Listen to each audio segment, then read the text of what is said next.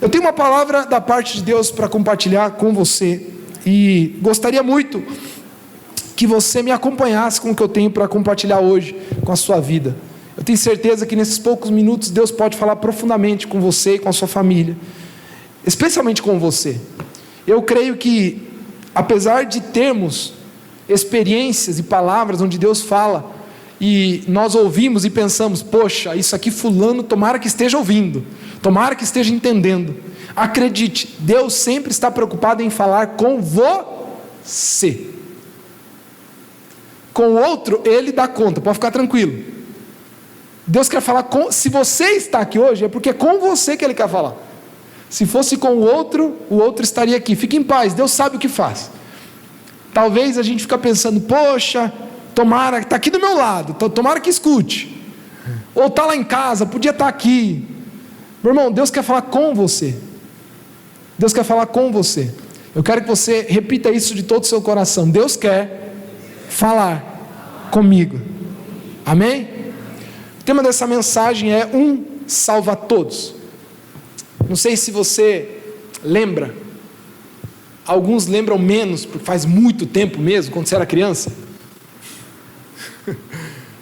Tinha uma brincadeira esconde-esconde.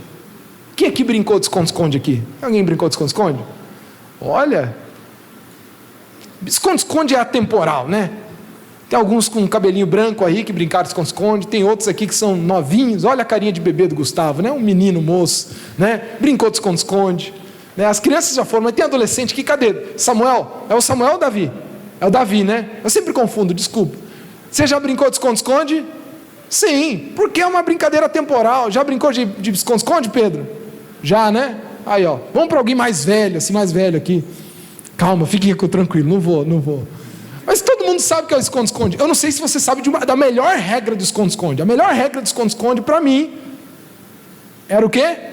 Um salva-todos. Uai, meu Deus! Quando eu estava me escondendo, era incrível essa regra. Porque se eu fosse pego, eu torcia para que o último a ser pego. Se você não sabe qual é essa regra, é o seguinte: todo mundo se esconde e alguém conta. E quem conta tem que encontrar os outros.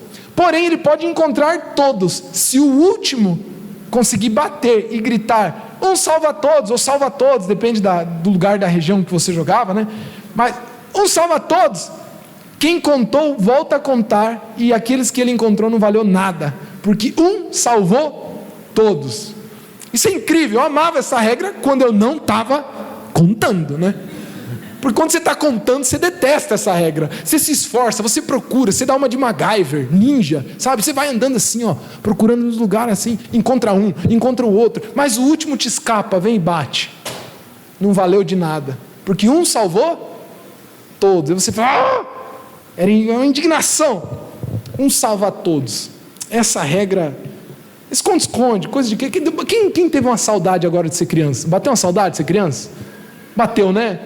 Era gostoso, né? Quando acabava a luz na rua, acabou a luz na rua, era esconde-esconde na certa.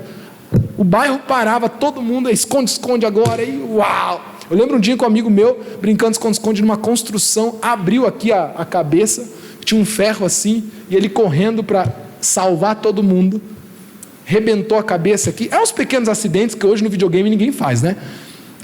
Não faz, mas acontecia, né? Tá vivo, graças a Deus. Não sei se ele continua ação, né, da cabeça, mas ele está vivo.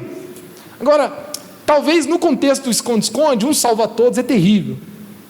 Só que existe algo maravilhoso nessa expressão que eu quero compartilhar hoje com você, que talvez faça sentido para nós hoje. Por que nós estamos hoje fazendo um culto da família? Por que nós estamos orando por famílias? Por que a gente quer falar sobre famílias? Por que nós vamos pregar sobre família? E por que nós queremos que Deus faça algo nas nossas famílias? Eu vou compartilhar com vocês algumas histórias, só o resumo delas, que eu conheci pessoalmente. Os nomes estão todos trocados, para que você não saiba. Foram pessoas que eu tive a alegria e ao mesmo tempo a tristeza de conhecer. De certa forma, foi triste por conhecer as histórias, alegre pelo que Deus fez nessas histórias. E talvez isso nos faça pensar um pouco. Tem a história do Pedro, um garoto de 13 anos, preso, vendendo droga. A mãe traficante morreu assassinada por um cliente dela, lá num bar. O pai tinha abandonado a família, também usuário de drogas. Essa é a história do Pedro. Isabela. A Isabela era prostituta. Ela teve um pai ausente, quer dizer, não teve um pai. A mãe era agredida constantemente, diariamente pelo padrasto. O tio abusava dela sexualmente desde os 10 anos de idade. Essa é a história da Isabela. Tem a história da Cláudia, um pouco diferente. A Cláudia é uma moça solteira. Ela tem 35 anos. Ela é profissional, ela é independente. Mas nenhum relacionamento deu certo. E ela não consegue confiar mais nos homens depois de todas as decepções que teve. Tem a história do Roberto. O Roberto, ele é um médico bem sucedido, casado.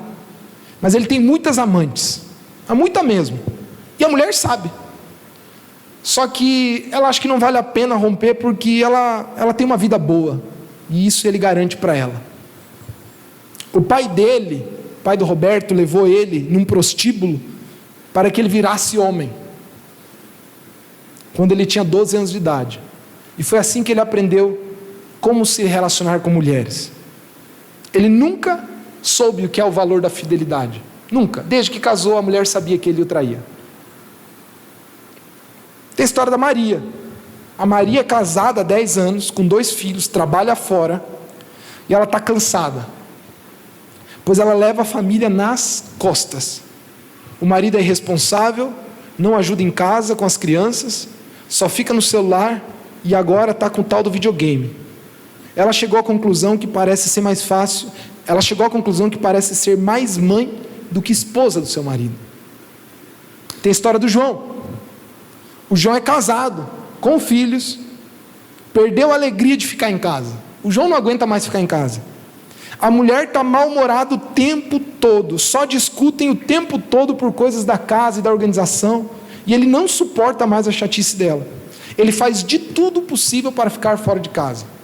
É futebol com os amigos, é bar, é trabalho até mais tarde, mas ele não suporta mais ficar em casa.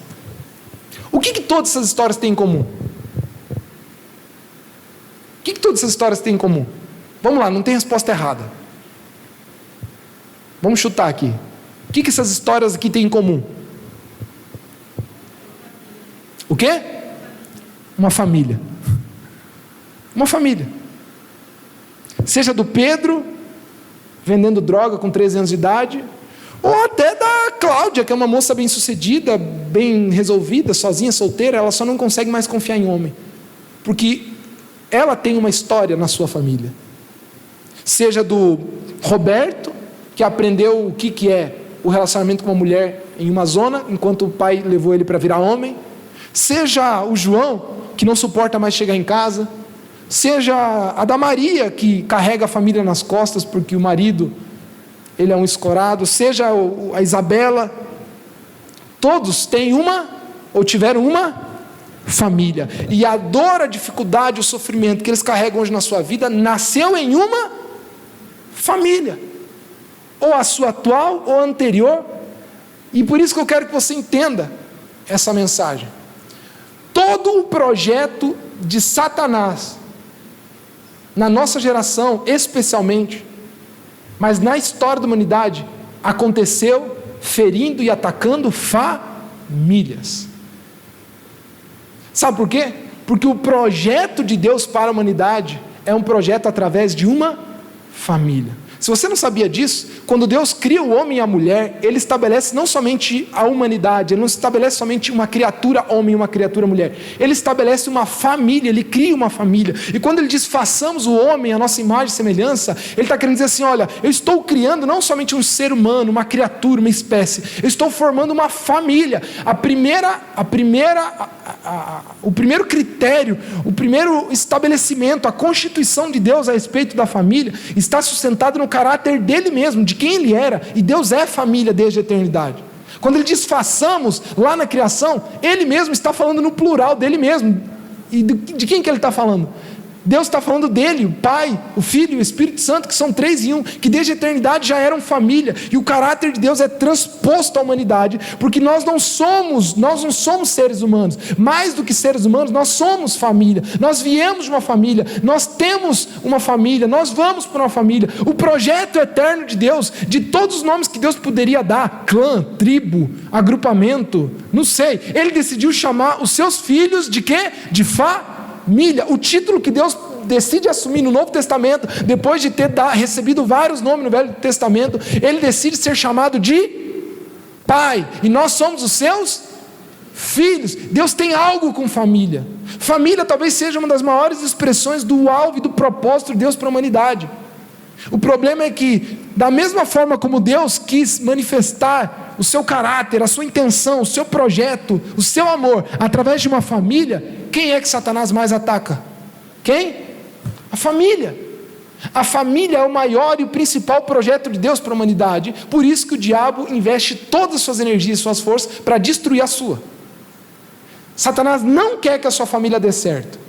O diabo não quer de jeito nenhum que sua família dê certo. E ele faz de tudo para isso. Ele deturpa o coração do homem, ele deturpa o coração da mulher, ele fere os filhos, ele fere a esposa, ele fere o marido. Nós somos ludibriados pelas estratégias dele para a gente ter uma formação totalmente desestruturada e ferida e machucada e desconexa com aquilo que Deus tinha para nós, porque quando o diabo consegue destruir o nosso coração, o nosso apreço, o nosso afeto pela família, ele destrói em nosso coração a esperança pelo projeto de Deus na nossa vida.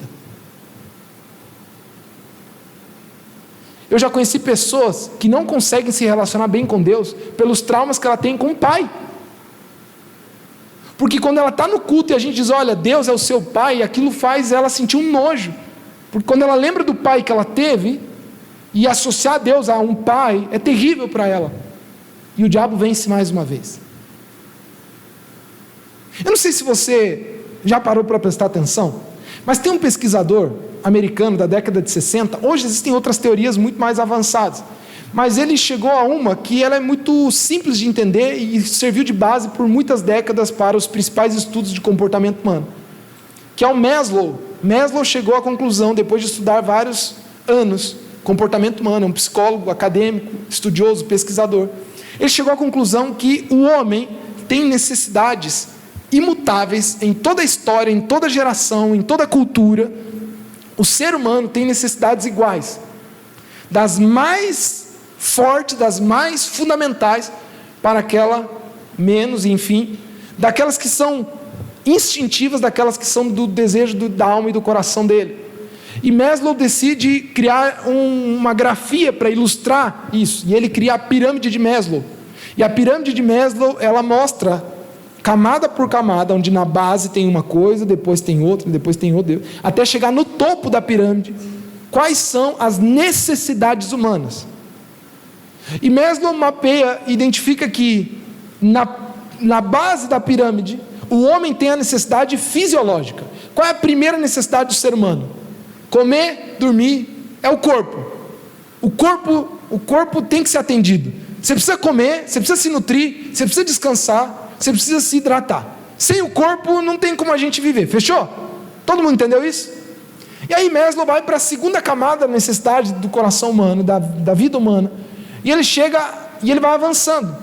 Mas é interessante que em cada uma dessas camadas nós começamos a perceber alguns padrões. Primeiro é necessidade fisiológica. Aí depois vem necessidade de pertencimento, de fazer parte. Depois tem necessidade de afeto. Depois tem necessidade de reconhecimento. E assim a pirâmide vai indo. E nós podemos perceber em cada uma das camadas que o principal lugar, ou a principal instância, ou o principal ambiente, onde o ser humano consegue suprir todas aquelas necessidades, onde é? Onde é? Na família. Qual é o primeiro lugar que supriu as necessidades do teu corpo? Qual é? A família, não foi a tua mãe? Claro, pode ter alguém aqui que um pouquinho diferente, talvez alguém amamentou, teve uma ama de leite, não sei, foi o mucilon, não sei. Mas em regra, qual é a regra principal? Nós somos supridos fisiologicamente no começo por quem? Por uma mãe, pela família. O bebê, o primeiro sinal de necessidade do corpo dele, ele só tem alguém para recorrer, a sua família. Então a primeira coisa que a gente entende, minha família me supre. Aí vem depois, afeto. Qual é o principal lugar onde nós somos supridos, ou deveríamos ser, em afeto? Família. Família. Onde que recebemos os primeiros abraços? Onde que recebemos os primeiros carinhos? Onde é que recebemos os primeiros sorrisos? É na nossa família. Reconhecimento, necessidade de reconhecimento. Onde é, gente, que a gente é encorajado e a gente é elogiado? Vem aqui, Juninho, vem aqui, vem. Mostra aqui para todo mundo que você sabe falar. É assim ou não é? Não foi lá na sua casa, teu pai, tua mãe, te mostrando para os vizinhos o quanto você sabia fazer tal coisa? A primeira embaixadinha que você bateu e teu pai falou, olha, bate aqui embaixadinha para todo mundo ver, vai lá. Aí você bate embaixadinha lá, aí o pai fala, campeão. É na nossa casa que o primeiro encorajamento, o primeiro afeto, o primeiro reconhecimento a gente tem. Quando o diabo destrói a família, ele destrói o nosso principal senso de que estamos sendo cuidados. Ei, alguém está entendendo aqui?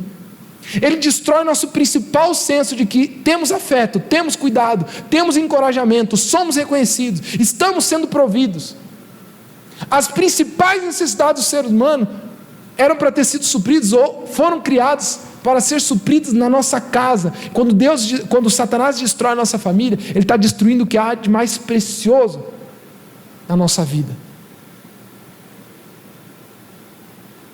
O diabo sabe como destruir, ele já é especialista em comportamento humano, ele sabe de tudo. Quando ele quer destruir a sua vida, ele destrói a sua casa, ele quer destruir a sua família, a relação com a sua família. Agora, eu quero que nós entendamos isso. A família é a peça central da sociedade, mas mais do que isso, a família é a peça central do projeto de Deus na nossa vida. E eu sei que para muitos falar nesse tema dá agonia, porque você quer fugir desse culto. Fala, não acredito que eu vim no culto errado. Sabe por quê? Porque provavelmente você está passando por uma batalha familiar, onde você está sentindo angústia, mas eu não posso deixar de falar aquilo que Deus tem para a sua vida hoje. Deus tem um projeto para a sua casa, para a sua família, e Ele quer continuar sendo Deus da sua família, amém? Ele quer salvar a sua casa. E eu sei que existem circunstâncias em que a gente não consegue acreditar que seja mais possível, mas assim como o principal alvo de Satanás é a família, Deus está disposto a fazer de tudo para que a sua casa seja restaurada, para que seu coração seja restaurado, para que a sua família, o seu lar seja restaurado. As nossas casas correm perigo, a nossa família corre perigo. Na verdade, talvez você está aqui hoje como resultado de uma família destruída, de uma família disfuncional. Talvez você não tenha uma história de um bom exemplo de pai, de um bom exemplo de mãe. Talvez você não tenha uma história familiar, e talvez você hoje é fruto de uma história manchada na família, e talvez muito do que você vive hoje na sua realidade, no seu casamento, com seus filhos, ou da história que se desenrolou da sua vida, já é fruto de uma história que não vem bem desde antes, lá com seus avós, enfim. O que eu quero dizer é que não importa o que aconteceu, importa o que Deus vai fazer a partir de você, se você estiver disposto a viver o que Ele tem para a sua vida. Só o Evangelho pode restaurar famílias. Eu preciso te dizer essa verdade nua e crua. Existem muitas coisas e muitos recursos que podem ajudar. Existe literatura, existe terapia, existe um monte de coisa, e tudo isso é muito bem-vindo. Mas eu posso te dar uma notícia: só o Evangelho de Jesus Cristo pode salvar uma família. Sabe por quê? Porque só o Evangelho de Jesus Cristo nos faz capaz de perdoar o imperdoável, de acreditar no impossível, de viver milagres. Só o Evangelho de Jesus Cristo nos faz capaz de olhar para alguém que nos traiu e voltar a amar. Só o Evangelho de Jesus Cristo é capaz de nos fazer restaurar aquilo que é irrestaurável. Alguém está me ouvindo aqui? Meu irmão, ninguém está disposto a pegar uma bomba dessa, a não ser Jesus Cristo, e dizer, olha, assim como eu perdoei os seus pecados, existe algo que você pode fazer pela sua família. Só o Evangelho pode transformar a nossa casa. E quando eu penso em família olhando para a Bíblia, me lembro de uma história. E essa história nos mostra muito bem o que acontece na maioria das nossas casas. E eu queria que você acompanhasse comigo em Ruth, capítulo 1, no verso 1 ao 12. Essa história é linda, mas é uma história que nos ensina 4 lições muito importantes.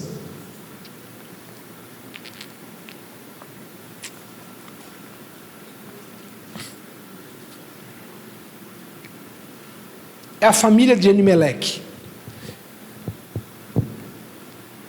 Ruth capítulo 1, do verso 1 ao 12, diz assim: Na época dos juízes, houve fome na terra. Um homem de Belém de Judá, com a mulher e os 2 filhos, foi viver por algum tempo nas terras de Moabe. O homem chamava-se Elimeleque, sua mulher Noemi, e os seus 2 filhos Malom e Quilion. Eram efrateus de Belém, de Judá. Chegaram a Moabe e lá ficaram.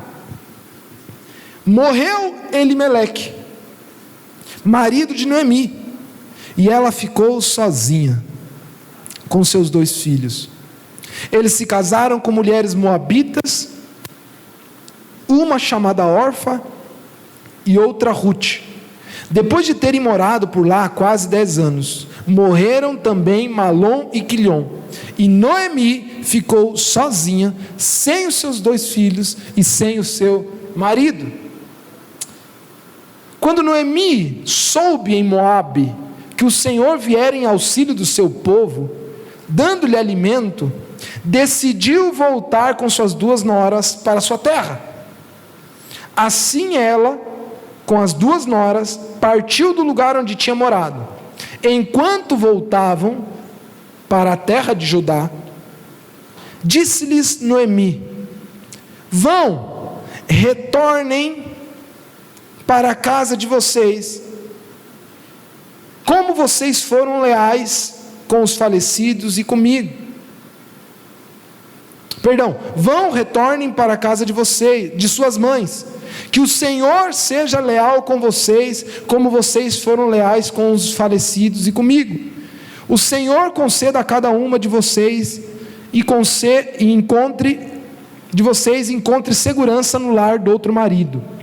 Então deu-lhes beijos de despedida, mas elas começaram a chorar alto e lhe disseram: Não voltaremos com você para junto do seu povo. Não voltaremos com você para junto do seu povo. Disse, porém, Noemi, preste atenção agora: Voltem, minhas filhas. Por que viriam comigo?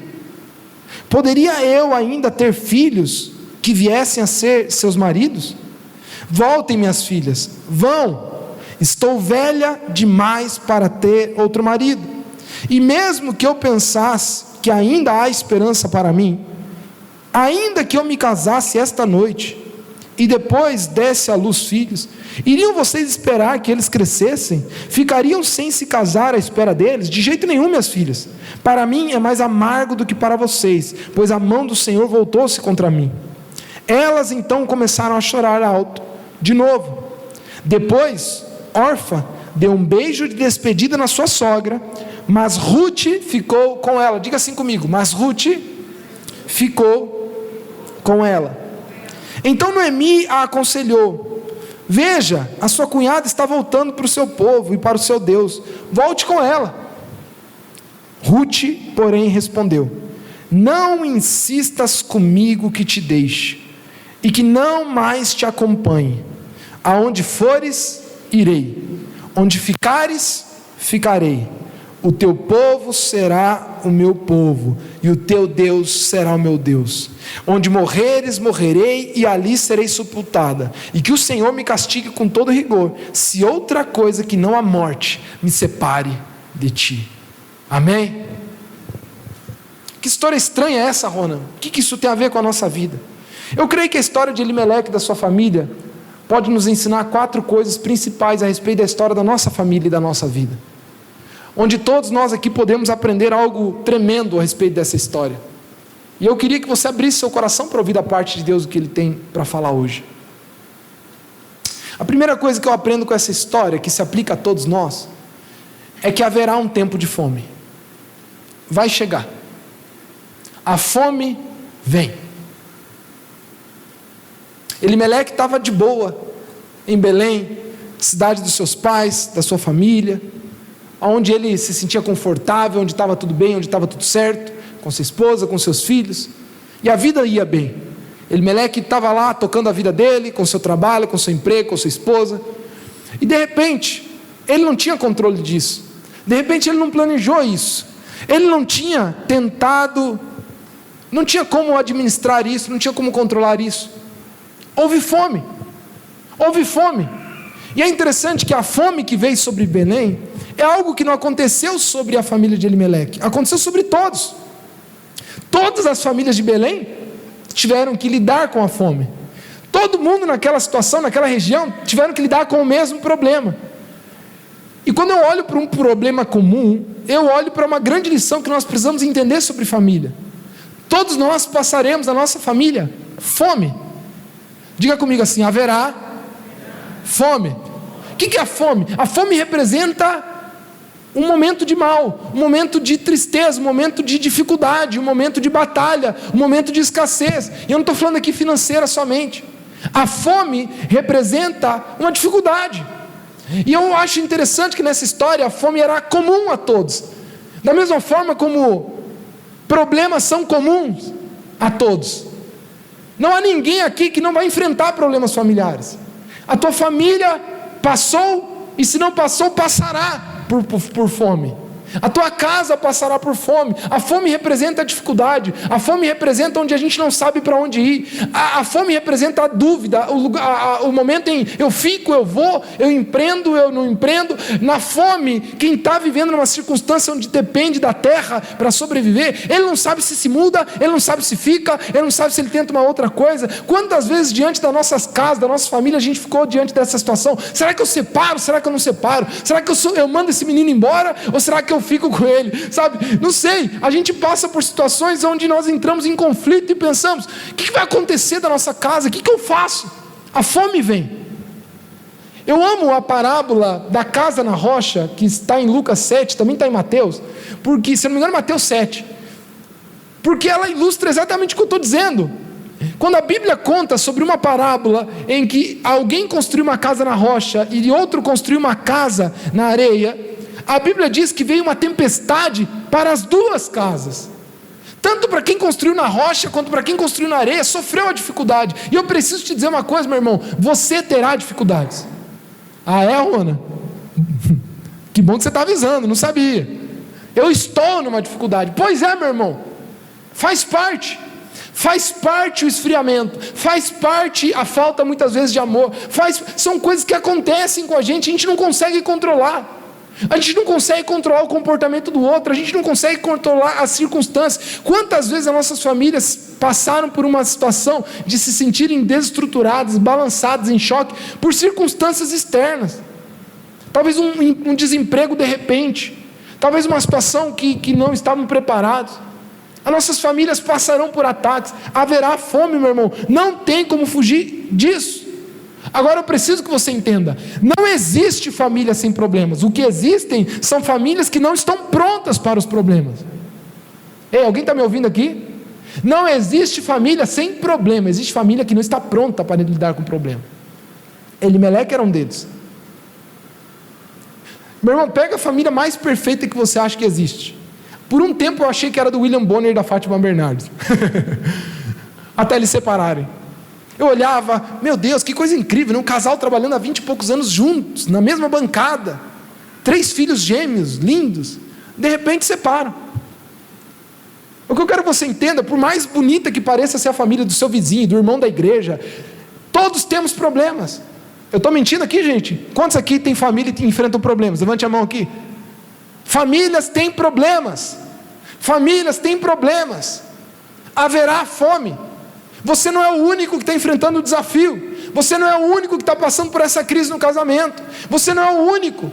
Eu compartilhava e confidenciava no encontro de casais semana passada. Naquela semana eu tinha tido um momento de crise com a Maiara, sabe, e eu estava lá palestrando para vocês, para casais. Nós temos problemas, nós temos dificuldades, você tem, todos nós temos. Haverá fome. A questão não é se vem tempestade ou não, a questão não é se vem chuva forte ou não, a questão é onde eu construí as minhas bases, onde está o meu alicerce, estamos preparados ou não? Essa é a questão. E talvez, se você parar para analisar o quanto a tua família está hoje em choque por algum problema, é fruto, com certeza, do despreparo para receber esse problema. Muito do quanto sentimos as dificuldades não é pelas dificuldades em si, mas em porque não estávamos prontos para ela. Não tínhamos estrutura emocional, não tínhamos estruturas de caráter, não tínhamos estruturas em Deus, não tínhamos fé suficiente para seguir em frente, não tínhamos... Ei, alguém está entendendo o que estou dizendo aqui? Tem a ver com a gente. Haverá fome, meu irmão. A fome vai chegar na sua casa. Não estou profetizando maldade, não estou querendo que as coisas ruins aconteçam. O que eu quero dizer é que está na hora de você entender que uma vida precisa ser construída, uma família precisa ser construída e alicerçada na rocha para estar pronta para as dificuldades. E inclusive, se você está numa dificuldade, talvez ainda dê tempo de alicerçar a sua família. Talvez ainda dê tempo de, no meio do furacão, cavar e colocar um pilar. Talvez dê tempo de ir mais fundo e trazer algum tipo de solidez para a sua casa.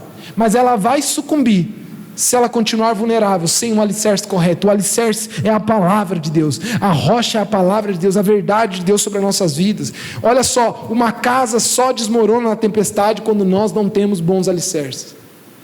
E a sua casa só rui, não pelos problemas que vocês enfrentam, mas pela falta de estabilidade de alicerces. A primeira coisa que a gente aprende com Elimeleque é que vai ter fome para todo mundo. Não chegou só para ele, chegou para todo mundo que estava lá. Chegou para todo mundo de Belém. A segunda coisa que nós aprendemos é que diante desses momentos de dificuldade, a gente tem duas opções: permanecer no centro da vontade de Deus ou sair do centro da vontade de Deus. Olha que interessante, quando houve fome, Belém, um dos significados de Belém é casa do pão. Olha que interessante, houve fome na casa da provisão. Mas se houve fome na casa da provisão, vai ter pão em outro lugar? Profeticamente, Belém representa o lugar da presença de Deus, onde Deus estava, o centro da vontade de Deus. Mas no momento de dificuldade, quando era hora de permanecer, o que o homem fez? Saiu e foi para Moabe. Para quem não sabe, Moabe nasceu, a origem de Moabe nasceu do pecado. Moabe já nasce de um pecado familiar. E isso traz uma ilustração que a gente pode enxergar claramente, que no momento de fome que a nossa família vai passar, nós podemos nos dirigir para Moabe ou permanecer na presença de Deus.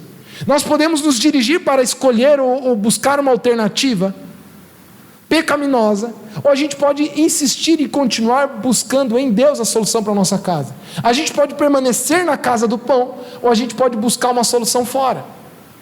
Exatamente pelo fato de Elimeleque não estar em Belém, que Ruth e Noemi estavam naquela circunstância.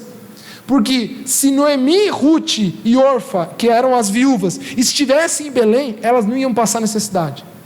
Por causa da legislação delas, por causa dos parentes que iriam acolher, por causa de todo um aparato, inclusive social, que amparariam elas como viúvas.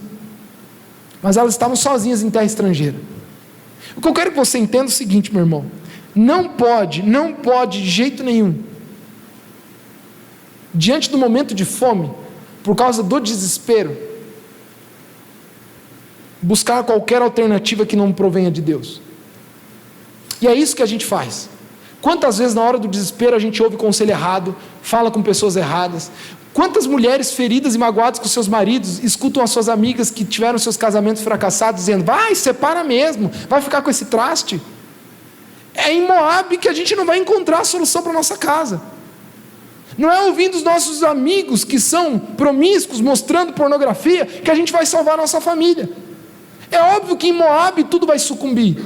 Se está tendo fome em Belém, meu irmão, não é em Moabe que você vai salvar a sua casa. Meu irmão, se com Deus a gente tem alguma dificuldade, sem Deus é impossível. Se com Deus a gente vai passar por tribulações, sem Deus a gente está frito.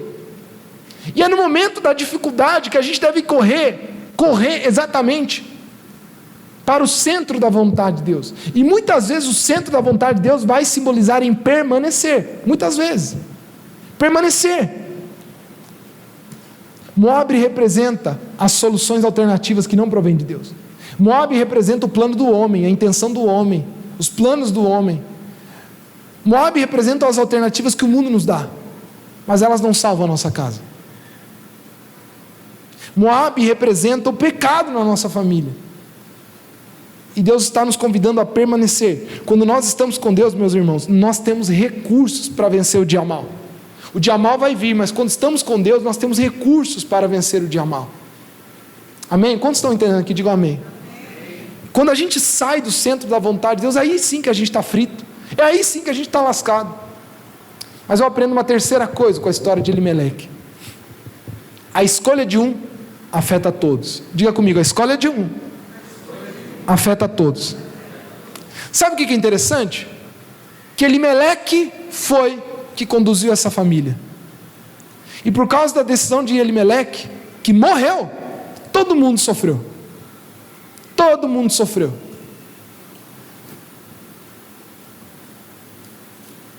Quando nós olhamos para nossas histórias familiares, possivelmente a gente vai encontrar algo parecido assim. Quem aqui não tem a história de uma família em que um pai traiu, um avô traiu a avó, né? E a partir daí tudo sucumbiu? Quem aqui não tem a história de uma mãe que pisou na bola, e a partir daí o casamento dos avós ruíram, os filhos já nasceram no divórcio, os outros brigaram, já queria dividir a herança, criou um racha na família, um queria o lote, outro não queria o lote, outro queria a herança, outro queria isso, e a partir daí tudo sucumbiu? Quem aqui não tem uma história onde uma pessoa cometeu um tropeço e todos hoje sofrem feridos por causa disso? Faz sentido o que eu estou dizendo ou não? Pergunte para uma família que tem, por exemplo, alguém usuário de drogas naquela casa. Pode haver amor e respeito pelo casal, pode ter irmãos que ainda acreditam, mas a escolha de um afeta a vida de todos. A escolha de um afeta a vida de todos. Pode ter mulher na igreja, filho na igreja, mas se o homem não consegue ter uma vida com Deus, a casa toda sofre. Pode ter um homem querendo Deus, mas se tem uma mulher que não quer, a casa toda sofre. Pode ter um casal querendo Deus e outro filho querendo Deus, mas se tem um que está lá na droga, está na bagunça, está na coisa, toda a família sofre. Estou mentindo ou não, gente? A escolha de um afeta a todos, porque há amor, há afeto, há preocupação, e nós sofremos uns pelos outros, nós nos magoamos uns com os outros. Ei, pais, escutem, você acha que o teu filho não está recebendo como se fosse nele esses insultos que você faz para o seu cônjuge? Você acha que quando tua esposa, você esposa, fala do seu marido e os seus filhos ouvem, você acha que eles não estão sentindo isso também? Você acha que aquilo que você está dizendo para eles, de alguma forma, para o seu cônjuge, não está afetando a vida dos seus filhos? Você acha que algo não está mudando no coração deles por causa disso? Cada briga, cada xingamento, cada desrespeito, o erro de um afeta a todos. É isso que a gente precisa aprender, família.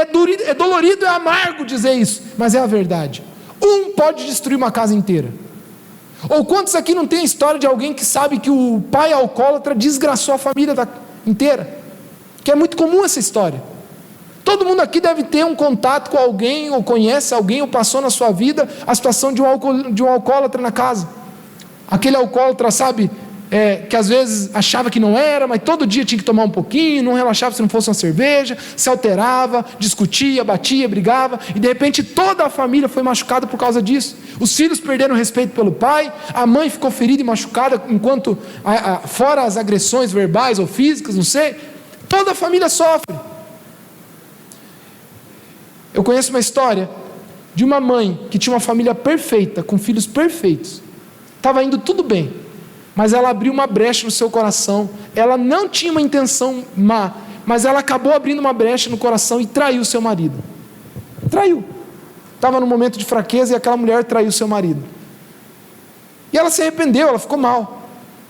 Mas a família nunca mais foi a mesma. Eles olhavam para o pai, os filhos olhavam para o pai, gostavam tanto do pai, amavam tanto o pai, que saber que a sua própria mãe tinha traído seu pai, isso feriu eles de tal forma, que eles perderam o respeito pela mãe, perderam o valor, a família começou a se destruturar, e uma família que poderia ter dado muito certo, pelo erro de um, afetou a vida de todos. Hoje a história dos 3 filhos, nenhum consegue ter um relacionamento saudável, nenhum consegue construir uma família de confiança, porque eles não conseguem mais acreditar em família depois de terem visto o que a mãe fez com o pai. Isso fica cravado no nosso coração se não for curado e transformado por Deus.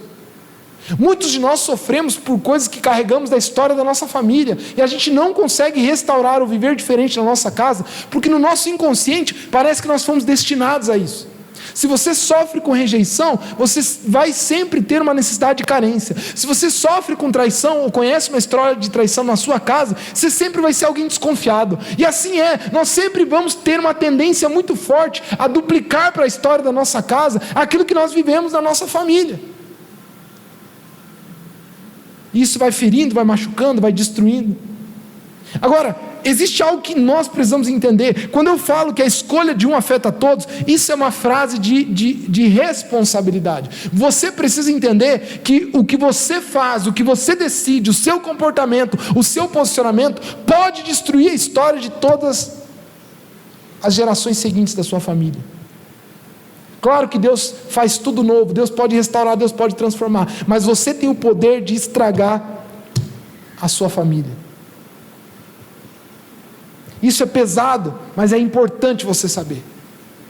As tuas decisões afetam a sua casa. Por causa da escolha de Elimeleque, toda a família dele sofreu. Mas eu tenho uma boa notícia. Da mesma forma como a escolha de um afeta todos, a frase se repete para o positivo. A escolha de um afeta a todos. Se Elimeleque tomou a decisão e estragou uma família, a decisão de Ruth salvou uma família. Alguém está entendendo o que eu quero dizer aqui? Um salva a todos. Isso é maravilhoso do Evangelho. Assim como nós podemos olhar a responsabilidade, o peso da responsabilidade de saber que um pode ter destruído uma família ou estar destruindo uma família, nós podemos acreditar que assim como um estraga, um pode consertar, um pode salvar. Um só precisa ter um para que seja um canal de bênção e do agir de Deus na sua casa, e a sua casa ainda tem jeito. Amém? Eu amo o Salmo 128, porque ele é uma promessa para um homem. Mas olha o resultado dessa promessa. Salmo 128, verso 1 ao 4. Como é feliz que teme ao Senhor, quem anda nos seus caminhos. Você comerá do fruto do seu trabalho, será feliz e próspero. Sua mulher será como a videira frutífera em sua casa. Seus filhos serão como brotos de oliveira ao redor da sua mesa. Assim será abençoado o homem que teme ao Senhor. Amém? Um pode salvar a sua casa. A escolha de um pode transformar tudo.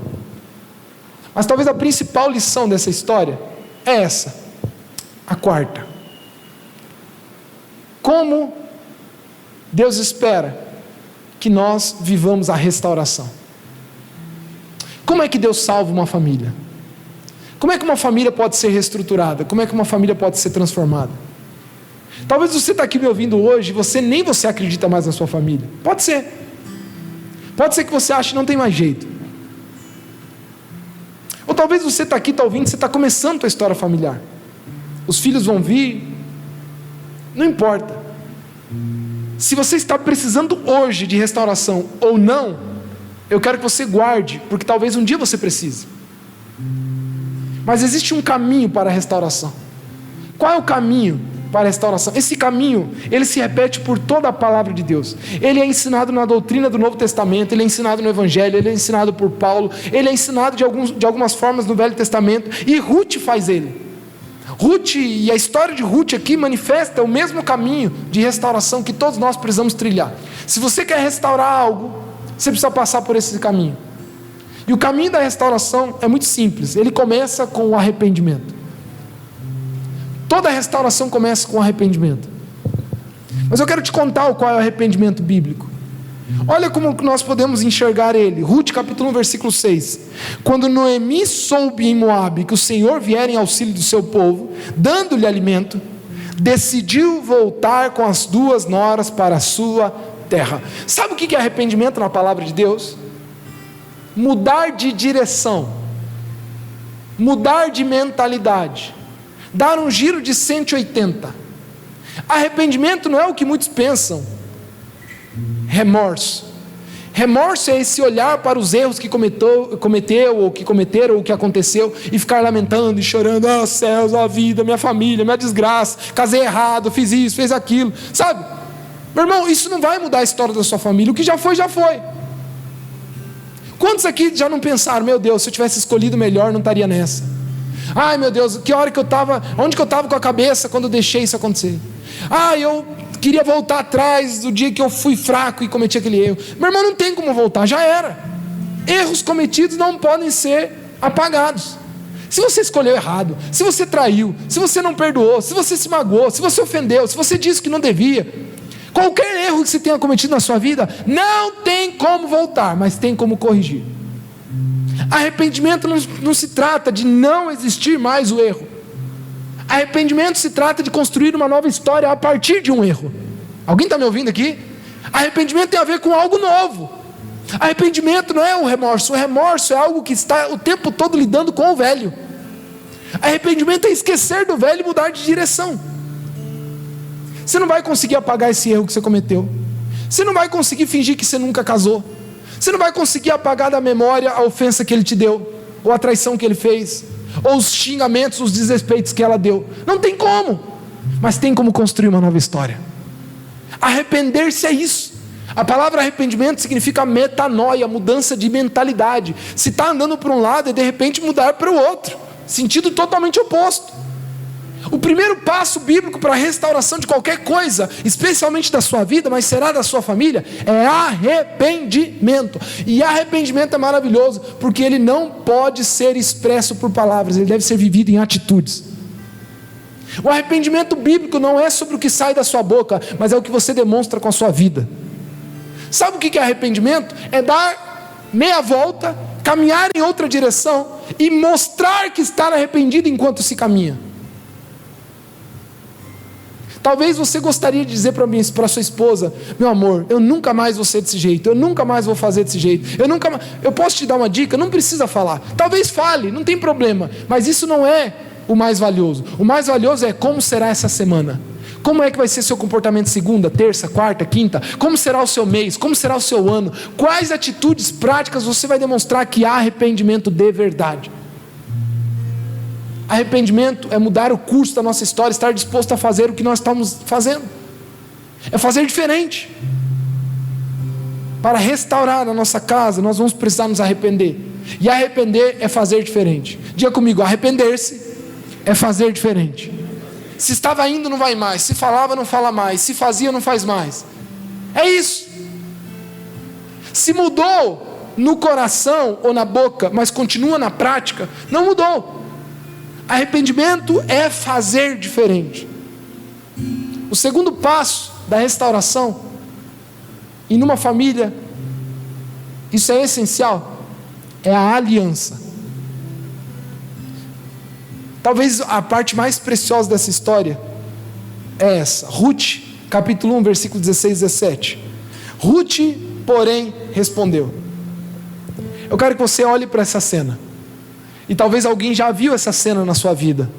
Ou você já vivenciou ela, ou você já viu seus pais passando por ela, ou você conhece alguém que já passou por ela. Alguém olha para o seu outro alguém, que no caso aqui é uma sogra para uma nora, mas talvez seja uma esposa para o marido para a esposa, e diz o seguinte: vamos cada um para o seu canto, que é melhor? Talvez você já tenha passado por essa situação. Vamos para cada um para o seu canto? Acho que é melhor. Foi isso que Noemi fez. Noemi falou: olha, nossa vida está desgraçada, está tudo errado, está ruim, eu estou infeliz, está tudo errado. Fala o seguinte: eu vou para um canto, você vai para o outro. Meninas, e ainda parece que ela estava sendo muito sábia na sua escolha, porque olha que bondade na palavra dela, né? Filhas, vocês são jovens, para que ficar com uma velha? Vai lá, toca a vida, casem-se de novo, comece a vida, recomece. Vai para lá, eu vou para cá. E parece ser o melhor. Parece. Sabe que eu preciso te dar uma notícia. Às vezes, o rompimento parece ser o melhor. Diga comigo: parece. Se eu pegar uma folha aqui agora e eu colar ela, não precisa ser uma cola muito boa não, pode ser uma cola branca mesmo, de papel aqui, que é boa, né? Para papel é boa, né? Se eu colar 2 folhas de papel aqui e ela secar de verdade, assim como um casamento que se estabelece, bom ou ruim, seja bom ou ruim, não estou dizendo qual é o critério do casamento. Um casamento, quando eu separo essas folhas, nunca mais ficará igual. Pode ser que eu tire com jeitinho, pode ser que eu fique aqui, sabe? Quem já tentou separar folha colada? Você vai eita, um furinho, dá para guardar, dá para segurar. Aí você vai tentando, e no final você pode até ter novamente 2 folhas, mas nunca mais serão as mesmas. Meu irmão, não existe separação intacta. Não existe. Corações são feridos, pessoas ficam feridas, histórias são manchadas. E sim, Deus pode começar algo novo. Deus pode começar algo novo, mas nunca será mais fácil. Parece ser mais fácil, mas nunca será. Agora o ponto é que existe algo que está além, que é superior, é uma virtude superior. É o que Ruth encontrou com sabedoria. Ruth manifesta uma virtude superior. Ela diz, olha, diante de uma situação onde o melhor, claramente, é a separação, eu escolho a aliança. Ruth escolheu o improvável. Ruth escolheu o que parecia não ser o melhor, o pior. Porque Ruth era jovem, tinha uma nova vida que ela poderia começar na sua cidade natal, na sua história. Ela poderia encontrar um outro marido e tocar a vida, e inclusive cortar relacionamentos com aquela velha azarada. Porque Deus o livre, essa tal de mulher Noemi, morre todo mundo que está perto dessa mulher, credo. E talvez tem gente que olha para a sua família, para o seu cônjuge, e chega à conclusão, o problema da minha vida é esse cara, o problema da minha vida é essa mulher. E assim somos nós quando nós estamos mal, quando a gente está em crise, quando a gente está numa situação ruim. E talvez parece o melhor, mas Ruth, contra tudo e contra todos, e contra a improbabilidade, ela diz, não insistas que eu te deixe, aonde você for eu vou, o teu Deus será o meu Deus, a tua vida será a minha vida, mas eu não te deixo. E ela, na maior loucura, decide estabelecer uma aliança. O que ela fez verbalmente naquela frase foi estabelecer uma aliança, dizendo, olha, eu vou lutar até o fim. Alguém está ouvindo o que eu quero dizer aqui? Eu vou lutar. E talvez hoje essa aliança precisa ressurgir no coração de alguém, em relação ao seu filho talvez. Tem gente aqui talvez que não vê a hora dos filhos irem embora de casa, porque já desistiu. E óbvio, será bom que os seus filhos um dia cresçam, amadureçam e vão embora. Mas não desista deles. Não desista de orar por eles. Não desista de que eles sejam homens e mulheres de Deus. Não desista de acreditar neles. Talvez tenha alguns aqui que não vê a hora, ao contrário, dos filhos irem embora para separar logo, porque o que sustenta o casamento por enquanto são os filhos. Ou talvez alguém já está no caminho de dizer, olha, já até conversamos, acho que cada um vai para o seu canto, é melhor, já estamos vendo. E talvez eu possa até concordar com os olhos naturais de que é o melhor. Mas eu nunca vou conseguir concordar espiritualmente, porque eu acredito no improvável, eu acredito no pior sendo transformado. Eu ainda acredito que o Evangelho pode restaurar a vida de qualquer pessoa que esteja disposta a começar de novo. E Ruth estabelece uma aliança, e ela diz, não te deixo de jeito nenhum, eu não te deixo. Eu e a Mara tínhamos 6 meses de casados, e nós estávamos vivendo aquele momento de pior crise da nossa vida. E eu já contei aqui, chegou um dia em que nós não tínhamos o que comer literalmente, a não ser um punhadinho de arroz e uma sacolinha de quiabo que nós tínhamos ganhado de alguns irmãos da igreja. Nós não estávamos contando para a nossa família a situação que a gente estava, apesar deles saberem que não era nada boa. E nós tínhamos 6 meses de casados. Nós morávamos, a igreja era na periferia de Cascavel, lá no bairro Santa Cruz, era um salãozinho alugado, dá 1/4 disso, menor que isso, bem menor que isso, 1/4 disso mais ou menos. E em cima havia uma estrutura que não era um apartamento, era tipo um sótãozinho, um negocinho lá, e tinha um banheiro no meio dele. Mas era um quadrado vazio, com um fosso aberto no banheiro, assim. E nós, para ajudar a igreja, nós nos mudamos para lá, para morar lá.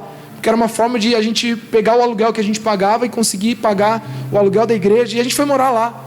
Mas nós estávamos vivendo uma crise tremenda, eu não recebia, eu trabalhava comissionado, como vendedor comissionado, isso foi em 2013, e eu estava há meses sem ganhar, o meu patrão não me pagava, as vendas também não iam muito bem, o que eu vendia não recebia. A Maiara era estagiária, ela estava lá estagiando, já estava no 5º ano da faculdade de Direito, e ela recebia uma bolsa estágio de R$400, a mensalidade da faculdade dela era R$370, era essa a nossa vida. Eu estava fruto de um problema grave que eu passei na minha vida, nós tínhamos dívidas enormes, e essa era a nossa realidade. Eu não tinha R$1 no meu bolso, não tinha um cartão de crédito, não tinha um limite, não tinha nada. Nós vivíamos com o que eu conseguia vender quando vendia e com a bolsa da Maiara. E chegou um dia que eu achei que isso não ia acontecer na minha vida, porque na vida da minha família nunca tinha acontecido, apesar de a gente ter vivido crises tremendas. Sempre Deus provia, milagrosamente. Mas chegou o dia em que a gente não tinha o que comer, não tinha vírgula, tinha arroz e quiabo. Mas a Maiara, sem querer, porque a Maiara sempre me honrou, e ela sabia o que a gente estava vivendo, mas ela foi assim, ela foi natural. Ela falou: Rona, não tem sal, tinha que comprar um sal. Ela falou assim, displicente, assim, normal: Rona, tem que comprar um sal. Meu irmão, eu não tinha para comprar um sal. Eu não sei se você sabe o que é isso, é não ter para comprar um sal. Na época devia custar 75 centavos um sal, porque eu lembro que eu estava procurando R$1 e eu não tinha R$1. Eu não tinha R$1. Eu não tinha um cartão de crédito com R$1, eu não tinha limite no banco para R$1, eu não tinha moeda de R$1 em casa, eu não tinha R$1. E a minha esposa pediu sal para a gente poder almoçar, e eu não tinha. A esposa que há 6 meses atrás estava na casa da sua mãe, e no mínimo comida ela tinha, agora estava na minha casa, passando necessidade. Foi o pior dia da minha vida. Naquele dia nós choramos muito, porque eu saí e eu fui pedir fiado na mercearia da frente da nossa casa, na frente da igreja, e foi de Deus aquilo. Foi dolorido, mas foi de Deus. Mas me negaram o sal. Eu pedi o sal fiado, eu falei: olha, tinha como pegar um sal aqui? Eu não sei se o cara não acreditou. Eu falei: quem não tem dinheiro para comprar um sal? Eu falei: olha, tem que pegar um sal, eu venho amanhã e aí acerto. Aquele negócio meio constrangido. Eu falei: não vai dar, não, a gente não faz fiado. Ela apontou para a plaquinha assim. Eu voltei para casa e consegui passar na casa do vizinho, e ele nos emprestou, nos deu uma xícara de chá de sal. Mas eu cheguei em casa, nós choramos, mas não choramos. Coincidentemente, naquela tarde, a minha sogra foi em casa, e ela viu o que a gente estava passando. E é natural, minha sogra ama a filha dela, e no impulso, sem querer, eu estava no quarto, e a minha sogra falou para Maiara: Maiara, é isso, vem para casa. E eu ouvi algo que salvou minha vida. Do quarto, que nós não tínhamos quarto, era um PVC que nós tínhamos feito de madeira. Eu ouvi a Maiara falando: mãe, eu entendi errado, você está insinuando que eu me separe? Eu não casei para separar. Eu vou até o fim da vida com esse homem. Eu vou até o fim. Aquilo salvou a minha vida. Aquilo fez nascer algo em mim, que eu falei: eu preciso honrar esse voto. Eu preciso honrar essa mulher. Eu preciso dar um jeito. Eu não posso ter tirado a menina da casa dela para não ter sal. Eu vou dar um jeito. Mas aquela aliança salvou o nosso casamento. Naquele dia tudo podia ter acabado, mas em 6 meses de casamento, no pior da nossa história, a minha mulher me amou, não me abraçando somente, não me encorajando, não dizendo: eu te amo, seu lindo. Ela só disse que ia lutar até o fim, e isso bastou. Eu sei que algumas coisas são loucas. Qualquer pessoa racionalmente falaria: filha, vai para casa, está passando fome, esse menino não sabe o que está fazendo. E eu concordo. Naturalmente eu era um louco, se fosse ver. Eu não tinha como ter tirado a minha esposa da casa dela. Eu não tinha como ter me casado. Eu não poderia ter me casado racionalmente. Mas aquela aliança salvou contra tudo e contra todos. Contra qualquer conselho racional. Aquela aliança salvou a nossa casa. Naquele momento foi como uma unção que foi derramada na nossa casa, e algo liberou. Eu não preciso nem te contar, que eu já contei várias vezes isso. 2 meses depois, a gente fez um voto de doar todo o salário que a Maiara tinha em oferta. Os únicos R$400 que a gente ganhava, ela ofertou.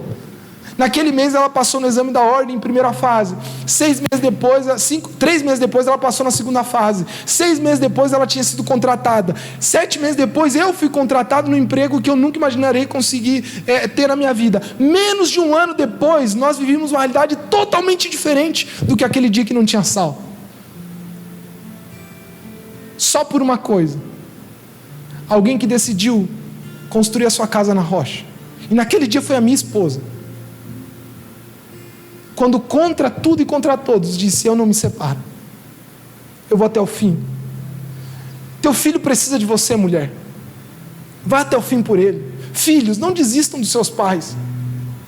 Eu sei que às vezes dá vontade, mas não desista dos seus pais. Maridos, esposa, façam de tudo, procurem aconselhamento, procurem ajuda, mas salvem as suas famílias. Uma aliança pode mudar tudo. Mas o último passo da restauração, o último passo para que a gente tenha uma história totalmente, definitivamente restaurada, é a rendição.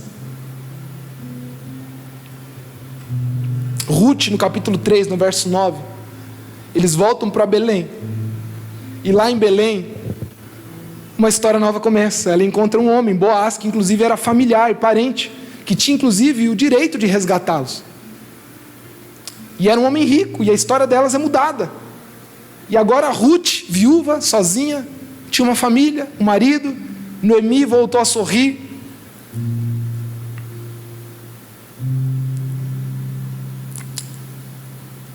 Mas nessa história de romance, tem algo muito bonito da parte de Ruth. Quando ela conhece Boaz, esse novo marido, acontece um diálogo. E ele pergunta assim: quem é você? Ela responde: eu sou sua serva, Ruth. Disse ela: estenda a sua capa sobre a sua serva, pois o Senhor é o resgatador. Talvez você não vai entender nada disso. Você não precisa entender. Há uma questão legal aqui, que o parente mais próximo tinha a obrigação de se casar com as viúvas dos seus familiares. Era uma solução social, inclusive, para amparar as pessoas que ficavam sozinhas. Mas o gesto dela revela o coração dela. Ruth não precisava, até porque se ela não fizesse isso, ele nunca nem saberia. Mas ela se coloca numa situação de humildade. Ela se coloca diante de uma nova oportunidade rendida. Alguém está entendendo o que eu quero dizer? Ela acredita no novo tempo humilde. Não existe nada que a gente experimente de Deus que não nasça a partir da humildade. Deus resiste aos soberbos, mas concede graça aos humildes. Toda a história de transformação precisa nascer de um coração quebrantado. Enquanto você ficar com esse seu orgulho aí no teu coração, Deus nunca vai conseguir agir. Deus não vai conseguir transformar a sua vida. Deus não vai conseguir salvar a sua família. Deus nunca vai salvar a nossa cidade, enquanto os corações permanecerem orgulhosos. Se você espera que Deus faça algo em você, comece com uma coisa: rendição. A rendição é prostrar-se diante de Deus e dizer: Senhor, faça a sua vontade na minha vida. Talvez hoje o teu maior desafio não é nem o seu marido ou a sua esposa, talvez não é nem o seu filho, nem a história de vocês, ou nem o futuro que vem pela frente. O seu maior desafio é quebrar o orgulho. É o orgulho que está destruindo essa casa.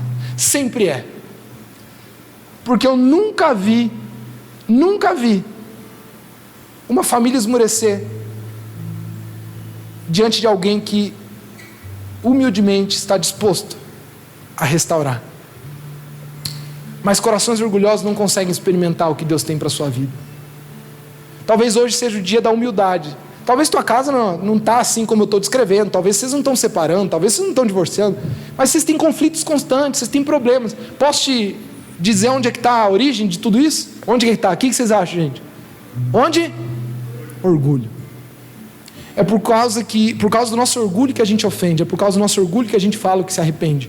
É por causa do nosso orgulho que a gente discute. É por causa do nosso orgulho que a gente desiste. É por causa do nosso orgulho que a gente separa. É por causa do nosso orgulho que a gente desrespeita. É por causa do nosso orgulho que a gente ataca. Por causa da gente. É por algo que precisa acontecer aqui. E talvez hoje chegou o dia da rendição.